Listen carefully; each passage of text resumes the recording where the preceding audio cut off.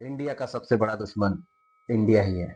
पाकिस्तान तो नंबर 2 पे आती है। एक इस डायलॉग ने ही मुझे कन्विंस कर दिया था कि भाई मूवी फाड़ होने वाली है। फुल टेस्टोस्टेरोन ड्रिवन मूवी है, आपका दिन बन जाएगा। तो जी हाँ गुरु लोग, मैं बात करने वाला हूँ धुरंधर मूवी के बारे में। और कसम से बता रहा हूँ भाई, मूवी मतलब चलो बात करते हैं, चलो आ जाओ।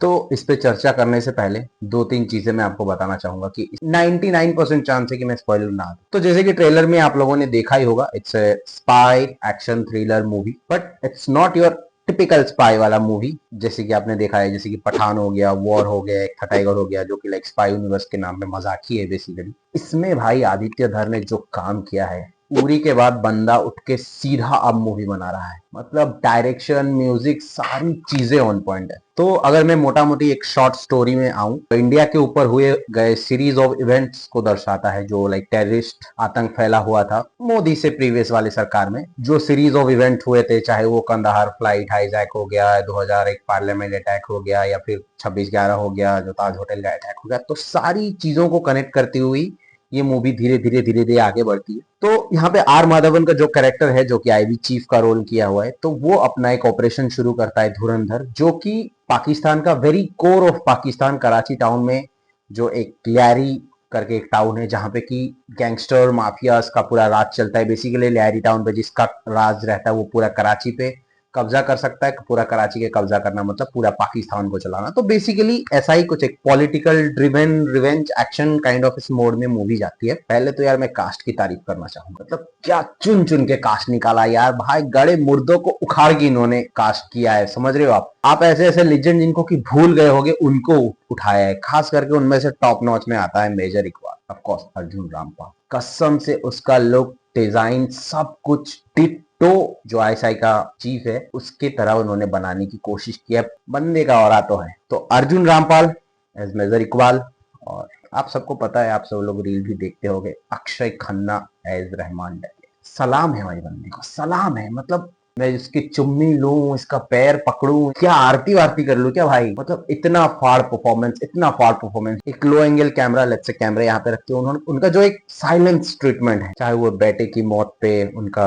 दुख हुआ कि सामने वाले को बताना कि भाई रहमान डा के चीज क्या है। समझ रही हो ना, जो ट्रेलर में आता है कि एपेक्स प्रेडेटर का जो उसपे खिताब मिला हुआ है, उसको बकायदा इन्होंने डिफाइन किया हुआ है। को लगेगा ही नहीं कि मूवी का मेन एक्टर रणवीर सिंह है। तो अब comes back to Ranveer Singh, जिसको कि एज ए स्पाई वहां पे पुट ऑन करता है इंडिया का IB chief to infiltrate the gang, the very core politics of Pakistan. और यहाँ पे जैसी जैसी चीजें इसने दिखाई है मूवी में भाई, it's not your regular spy thriller वाली मूवी की रो के एजेंट को आईएसआई के एजेंट के साथ प्यार हो गया, गुल्लू गुल्लू करके दोनों देश बचा के भागे। ना भाई, एक्चुअल टेररिज्म क्या है और लोगों ने कितनी सफर की है भाई, हमारे लोगों ने, ये मूवी आपको दिखाएगी। मूवी के बीच में एक रेड स्क्रीन आता है और उस रेड स्क्रीन के ऊपर इन्होंने कुछ दिखाया है, रियल इंसिडेंट से बेस्ड दिखाया है। जिन लोगों ने मूवी देख लिया होगा वो रिलेट कर पा रहे होंगे। वो रिकॉर्डिंग इतनी ब्रूटल थी, इतनी ब्रूटल थी कि 1-1.5 मिनट और चलते ना मेरे आंखों से आंसू निकल आते भाई। टाइम का आप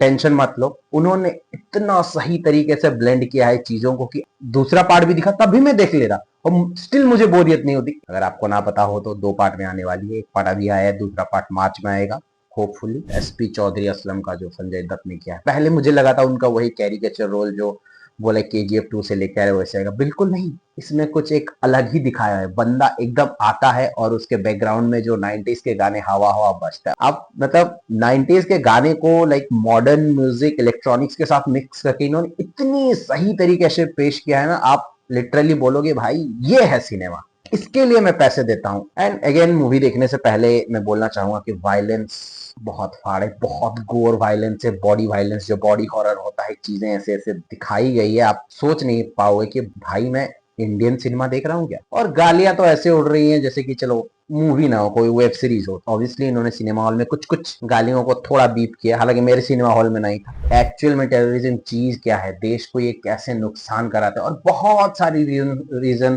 पॉलिटिकल रीजन हो गया, देश की जो इकोनॉमिकल लॉसेस हो गए, सारी चीजों के बहुत ही ब्यूटीफुली इन्होंने डिस्क्राइब किया हुआ है। तो आदित्य धर सर, आपको मेरी सलामी। 21 तोपों की सलामी सर। सिनेमा के प्रति प्यार करने का एक और मौका देते हैं। फिर भी जबरदस्ती का नेगेटिव में अगर कुछ बोलना है तो वही है कि रणवीर सिंह और जो उनके लव इंटरेस्ट का कैरेक्टर जिसने प्ले किया है वो थोड़ा सा कहीं मुझे अटपटा सा लगा। मतलब इसको यार कहाँ फिट करोगे इतने सारी चीजों में, इसको थोड़ा फिट या ब्लेंडिंग करना उतना स्मूथ वे में हो नहीं पाया। क्या पता सेकंड पार्ट में इसको और अच्छे से दर्शाए और एलैबोरेट करे। बट यार मैं तो बहुत ज्यादा एक्साइटेड हूँ सेकंड पार्ट के लिए। और last but not the least, ये मूवी को आप हॉल नहीं देखिए, क्योंकि अगर आपने नहीं देखा तो जब ये मूवी ओटीटी पे आई आपको इतना रिग्रेट फील होगा, इतना रिग्रेट फील होगा, क्योंकि these moments are meant to be seen in a big screen. तो अगर आप लोगों ने भी नहीं देखा है तो डेफिनेटली जाइए, चेकआउट कीजिए। चलो मिलते हैं नेक्स्ट। चेस।